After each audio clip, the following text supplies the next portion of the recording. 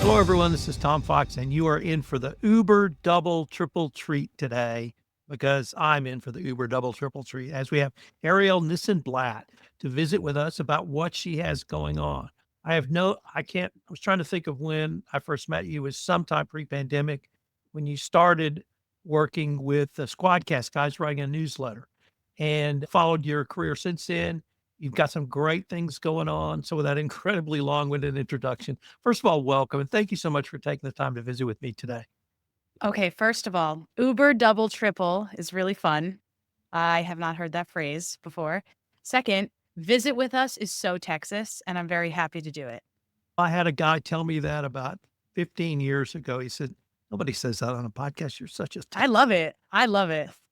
I'm visiting So, with yeah, you. we It's the just best. yeah, it's just as my wife would say, a nit-nat. I would probably formalize that into a chit-chat, but yeah.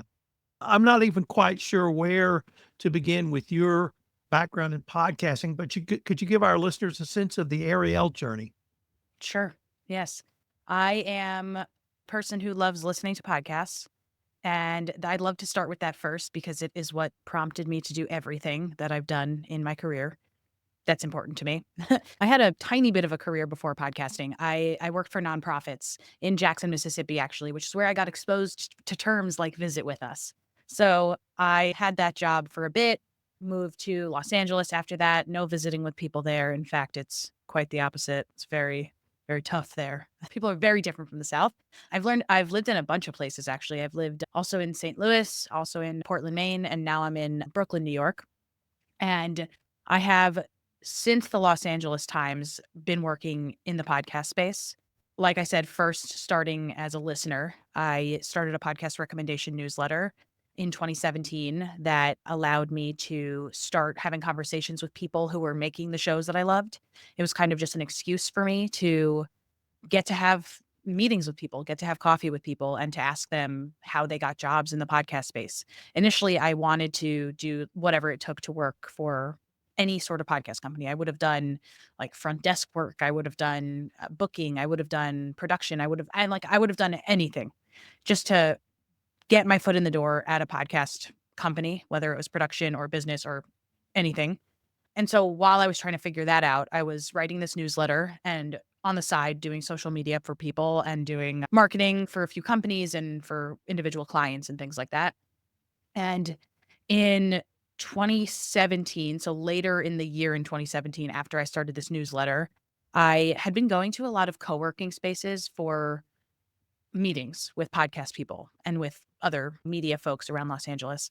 And I wanted to work in a co-working space so badly. I wanted to have a desk there because I thought they were so cool. This is before WeWork completely imploded.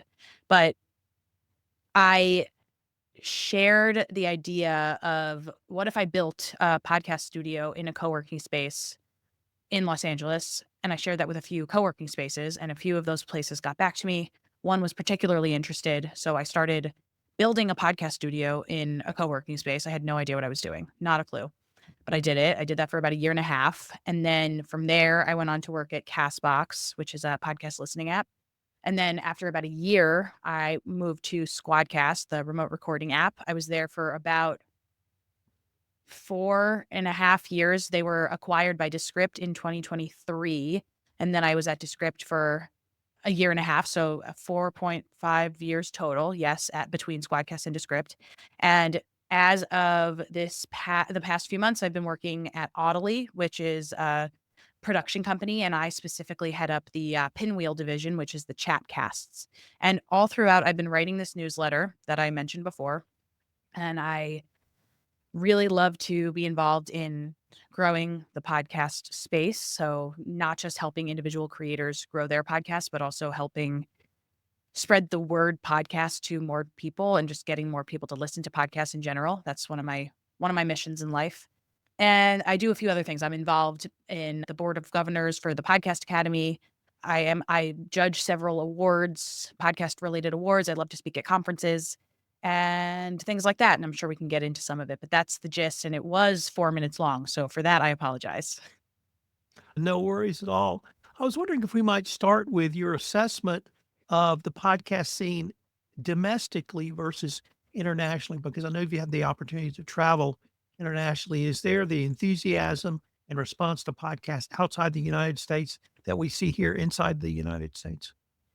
There is, but it's different.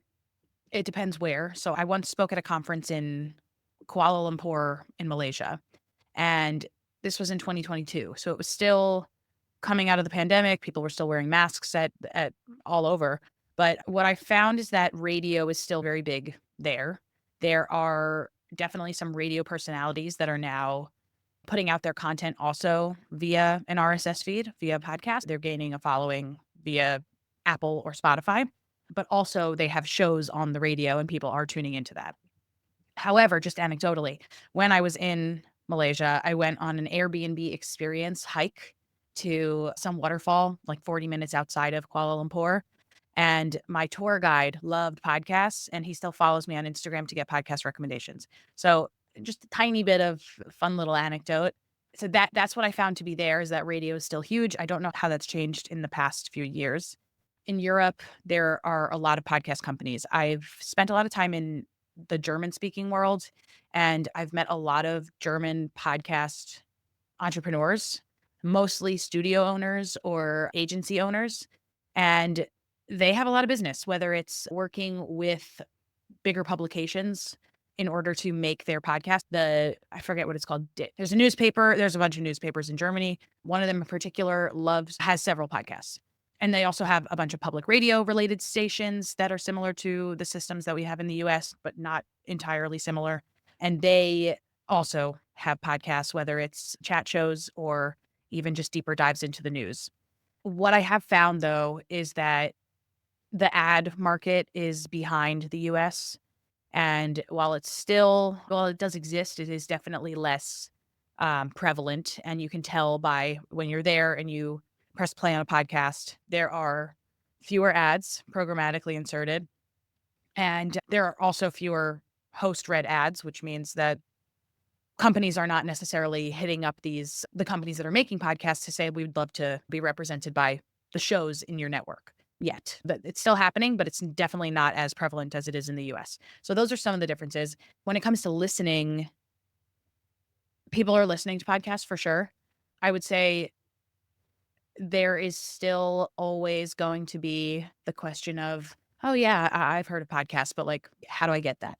But that still happens in the US too. So I'm not totally sold on that being a non-US thing. I think it's everywhere. For a while, technology takes a while to adapt or to be adopted. So, could you tell us a little bit about your work at Audily and how that supports two things? One, your passion for all things podcasting, and number two, podcasters as well. Yes. So I started working at Audily in December. Audily is a very cool company that it's an umbrella company. Under Audily, there are a few more companies. So one is Event Liftoff, which does live events for podcasters. There's Rococo Punch, which is a podcast production company that does long form investigative short series, things like that. Long form, but short, like limited series. Then there is also Pop Up, which is a kids content production company. So they do music, but also podcasts for kids, other things for kids. They work with larger brands and organizations on content for kids. And they've really figured out how to engage Gen Alpha, I think, at this point. Then Pinwheel, which is what I mentioned, I am now heading up. Pinwheel is the Chatcast / interview division / B2B podcast production side of things. So I chat with a lot of thought leaders about whether or not they should have podcasts and what that podcast could look like. I also speak with a lot of like nonprofit organizations about what it would look like to engage their target demographics if they were to have a show. And then I put those shows together with them and then show run those shows. But it's also very early days at this point. So we're still figuring out the footprint that we wanna have, and I imagine some types of shows will be more involved in the day-to-day than others, but I'm really finding is that a lot of people feel like they need to be making something for their audiences or for the people that they want to be their audiences, but they don't know what they should be making, and we can help with that, whether it's a straight up podcast or a podcast with a video component or a podcast with clips that are taken out and posted on LinkedIn. And I think that is, as of now, where things are going in general. Is we just want to be making stuff that is high value that we can then translate to a lot of different mediums to potentially hit the people that we want to be seeing our stuff. Does that make sense? Not only does it make sense, but I'm actually feeling something I never feel on podcasts, which is I'm extraordinarily jealous of Oh, what you got going on. That just sounds like one of the greatest job descriptions I've ever heard. it's fun. I'm really definitely given a lot of freedom to figure out what needs to get done, which is really cool. So yeah, there's the passion element. I find after working, I've been in the workforce for 11 years, and I find that I respond differently, of course, to different types of bosses, different types of physical work environments. And I really thrive when I am able to figure out who I need to be talking to, going to have a coffee with them, going to have a virtual chat with them, and taking my learnings from that and applying it to what I do. And sometimes there's a direct application, and other times it takes a while. For example, in 2017, when I started a podcast studio at a co working space, somebody found that co working space on the internet and came in, and I had a chat with him, and we stayed in touch on LinkedIn, and just last week, I had a call with him, and I'm gonna make a podcast for him. It takes a long time, but it happens, and that is the proof that who knows if it's gonna be, like, financially, if those are all the things that are gonna work out financially, but it's still really cool to see some things come together so many years later, and clearly the thing that strung it along was just being involved, being active on LinkedIn, being a person who loves podcasts very loudly. I podcast in a very niche arena, legal and regulatory compliance. So I've been able to focus my marketing efforts on companies in that space who want to talk to their target audience. But how do you help someone who has perhaps a more general podcast or a more general business focus on getting not simply to their target audience, but then flipping that to a sponsor, advertiser, or other who wants to talk to their audience? Yeah. That's a good question. I'm trying to think of examples without giving away too much information, so I will make something up that is close to reality. First of all, I think that a lot of branded brands that enter into the podcast space don't necessarily need to take on sponsors in order for their show to be effective. Of course, if they want to make money, that's a different story, but I would probably not frame that as sponsorship, and I would more so frame it as partnerships and things like that. Maybe they are partnering with other peer organizations or people that are vendors within their organizations rather than taking on a straight up sponsor where there's like a code at the end of the ad read, because then you're first of all asking your listeners to listen to a branded show where you're promoting your own thing, and then you're also telling them about something else entirely. But that's not, of course, the case for everything, and it's also very dependent on the type of show that you're making, whether it's a straight up chat show or if it's something a little bit more deep dive, research based, investigative. Um, okay, say I have a friend who has a real estate podcast, and it's very specific about real estate. It's not just real estate, it's about technology within real estate. And the people that he talks to on the show and the people that sponsor are often the same people, but sometimes the way that goes is that he talks to the people on the show because he's genuinely interested in what they do, and then down the line, they're interested in getting in front of that audience as well. So I think it's really about the slow build of creating these partnerships and over time showing them the value of a podcast and the fact that especially with a business related podcast, LinkedIn is another great place to be. And if you can make content for LinkedIn, video clips that come from the podcast, but also blog posts that come from the content that we spoke within the podcast, there's just so many ways to repurpose that and make sure that you're constantly hitting your target audience with really thoughtful, high value pieces of information that can then also benefit an advertiser to get in on as well. I really liked what you just mentioned on the video clips, and you mentioned blogs. You mentioned that a little bit earlier on a wider series of social media sharing platforms. Do businesses understand, or do you have to have conversations around that once you record, you can create and recreate content literally at will, and the power of having that social media content creation going forward? I don't think it really depends who is kind of at the helm of the marketing strategy. And also it really depends on the quality of the content that you're making. I If we're recording this podcast and we're able to get really great audio from this, maybe a few really great video clips from it, that's awesome. But I don't have a professional background right now. If we're recording video, I don't even know if we're recording video, but I made sure that it was at least clear in the background and it's not too distracting. But a lot of people don't have great internet connections, so it's going to seem pixely. The internet connection might be off. There might be latency issues with the recording. So a lot of times that is a factor that comes into play when we're thinking about working with brands that want to be making content or want to be creating clips and other things that, like I said, are genuinely useful for their target demographics.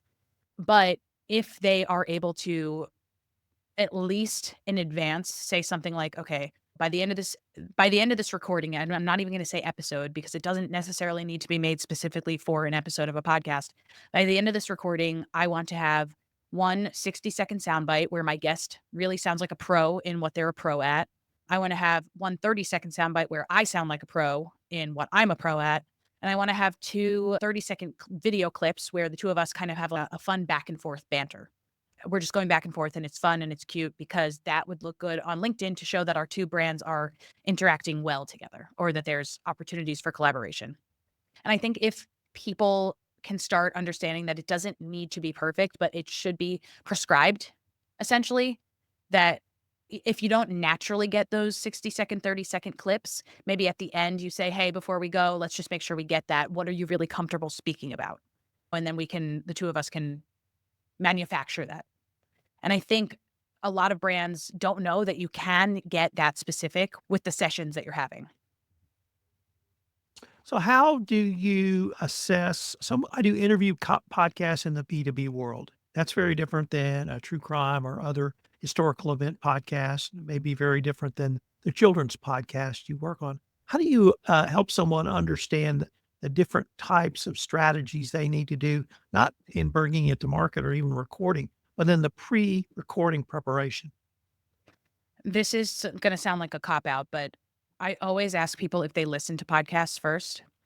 And if they don't, I give them homework to listen to podcasts and to find a favorite podcast and then to tell me what the format of that podcast is. And I really think that half the battle is won if you are a consumer of the craft that you are now going to be a creator within. So if somebody takes the only reason I can speak on podcasts at all and speak in front of audiences at all is because I'm a really good mimic. And I think a lot of people function that way to an extent. You hear something, you can over time emulate what you like about it and get rid of what you don't like about it. You see something, you mimic that action if you are even if you're being recorded via video. And I really do to ask people to at least have some familiarity in the space that they are looking to enter. If I can't do that, then it's still doable. I try to explain you can have a straight up chat show. You can have a chat show where it's not a chat show, but maybe it's an interview show where you record with a guest, but then at the end we strip your audio and we just make it narrative with your narration popping in and out, framing the guest's words. There are a bunch of other formats we could do, but I think more interestingly, you can work in segments. So maybe there is a segment within the show where you are having a straight up interview. I am talking to you about X, Y, and Z. But then maybe later on, we're doing a rapid fire round where it's just you talking about the 5 movies that you love in your B2B area. Who knows? I'm really just making this up. But I think segments are where you can get really creative and where you can have some fun with branding. and for clipping, because you can clip specific segments for YouTube. And then within those segments, you can create clips, and all of those things might be exciting and might be something that a peer sees on LinkedIn and says, oh, I want to talk about my 5 favorite B2B movie clips and I want to be on that show.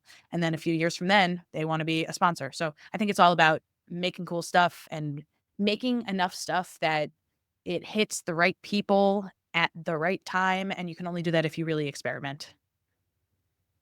Let me change the focus just a little bit to podcast conferences or events. We've both seen each other at multiple conferences. I tend to go to Podfest Expo and Podcast Movement and then some local events.